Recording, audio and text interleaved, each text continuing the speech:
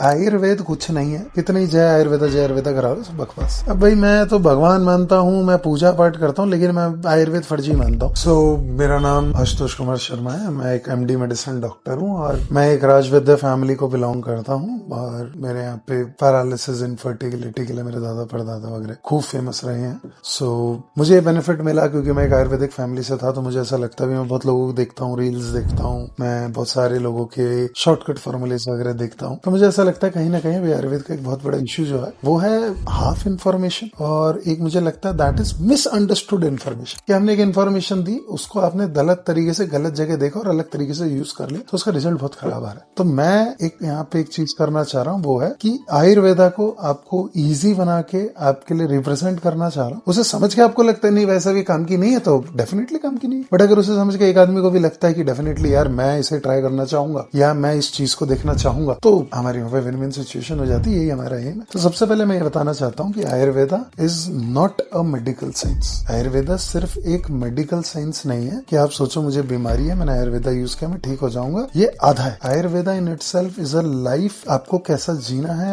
आपका लाइफस्टाइल कैसा होना चाहिए, आपके पैदा होने से मरने तक आपको क्या क्या करना है। जिंदगी में 4 पुरुषार्थ हैं। आपको ये 4 पुरुषार्थ पाने के लिए, इसको कंप्लीट करने के लिए पैदा हुए। पहला है धर्म, दूसरा है अर्थ, कमाई, काम, सेक्सुअल, आपने प्रोजनी पैदा करी, आपने अपनी फैमिली आगे बढ़ाई, मोक्ष, मैंने सब कुछ किया और मैं अपनी विलिंगनेस से इस चीज को छोड़कर एकदम पॉजिटिव माइंडसेट से आगे जाऊं। ये होनी चाहिए कंप्लीट लाइफ। तो अष्टांग में इतना प्यारा श्लोक उन्होंने बोला है, आयु काम माने ना, आयु की कामना करने वाले, धर्म अर्थ सुख साधनम, जो धर्म को पाना चाहता है, मोक्ष पाना चाहता है, तो आयु काम माने ना, धर्म अर्थ सुख साधनम, आयुर्वेद उपदेशेषु, आयुर्वेद का जो उपदेश है परम आदर, उसका आप आदर करें। क्यों? क्योंकि ये वो रास्ता है जो आपकी लाइफ का एंटाइटलमेंट या एनलाइटमेंट करने वाला है। तो ये हमारे लिए बहुत जरूरी हो जाता है। तो मुझे लगता है कि this is the very basic श्लोक। एक ने तो ये बताया कि स्वस्थ से स्वस्थ रक्षणम, जो हेल्दी है उसे हेल्दी बनाए रखेगा आयुर्वेदा। आतुर से विकार प्रश्नम, जो बीमार है उसे भी हेल्दी करेगा। यानी सिर्फ बीमारी के लिए ही आयुर्वेदा नहीं है, हेल्दी को हेल्दी बना के रखना भी तो एक टास्क है। तो मैक्सिमम लोग हेल्दी हैं क्योंकि वो ध्यान नहीं रख रहे हैं, इसलिए बीमार हो। आयुर्वेद कुछ नहीं है, कोई मेडिकल साइंस नहीं है। आयुर्वेद आप तो ऐसा समझो कि भाई हमारे लिए एक वो किताब है जिसको हम एक गीता की तरह देखें या पढ़ें और नॉलेज अटेन करें। और मुझे लगता है मेरे पे काम कर रहा है, यूज कर लो यार, और लगता है नहीं कर रहा है मत करो। अब भाई मैं तो भगवान मानता हूँ, मैं पूजा पाठ करता हूँ, लेकिन मैं आयुर्वेद फर्जी मानता हूँ।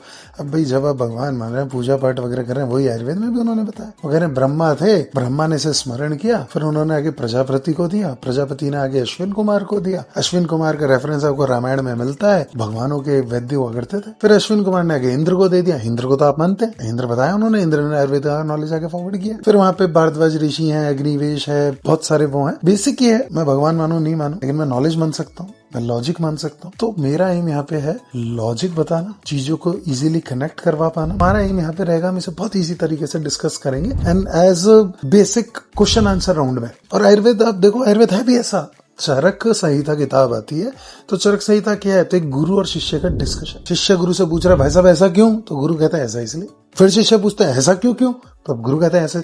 वही हम यहाँ करने वाले, बट हम यहाँ पे बिना श्लोकों के इजी वे में करेंगे तो आपको समझ में आएगा। तो अब आयुर्वेद का एक सबसे बेसिक बता देता हूँ कि आयुर्वेद में उन्होंने 8 अंग इस हिस्से, तो उन्होंने बोला आयुर्वेद जो है ना, इसको आप एक बॉडी समझो और इसमें 8 हिस्से हैं। क्या है 8 हिस्से?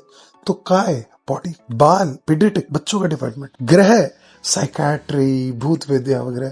तो काय बाल ग्रह ऊर्ध्वांग, गर्दन के ऊपर का ईएनटी ओरिएंटेड सेगमेंट, शल्य सर्जरी, दमस्ट्रा टॉक्सिकोलॉजी, जरा एजिंग रिजुविनेशन, दुनिया भर के लोग डाल रहे हैं मैं ये खा रहा हूँ, मैं ये कर रहा हूँ, इस लैब में सो रहा हूँ, ये किरणें ले रहे हैं, वो पानी पी लो। भैया 1000 साल पहले आयुर्वेद ने बता दिया था ये कर लेना, सही रह जाओगे। करना हमें कुछ है नहीं, दूसरों देख के खुश होना, तो बात ही क्या है। और लास्ट है वृषांत, जिसको लेके सब परेशान है। सेक्स कैसे हो, अच्छा कैसे हो, टाइम कैसे बढ़े, इरेक्शन हो रहा है, डिस्चार्ज हो रहा है, पूरा का पूरा चैप्टर है, उसमें 108 योग है। ये तो एक संहिता बता रहा हूँ, ऐसी 6 हैं। फिर इसके अलावा वॉल्यूम्स है, फिर किताबें हैं, सुन सुन के पागल हो जाओगे। और वो बताते हैं सब कुछ जुड़ा कहाँ से है, तो दिमाग, पेट और शरीर। अगर आप ये ठीक कर दो तो आपने सारे 8 फैक्टर आप जीत सकते हो। तो इसी को हम लोग डिस्कस करेंगे और हम लोग इस सीरीज को आगे बढ़ाएंगे। कुछ टॉपिक्स होंगे, लोगों को लग रहा है मेरे दिमाग में कुछ अलग टॉपिक, आप बताना, हम लोग उसको डिस्कस करेंगे। कमेंट्स वगैरह में आप मेंशन कर देना, वहां पे हम लोग कोशिश करेंगे इसे डिस्कस करने की। And will start with this series.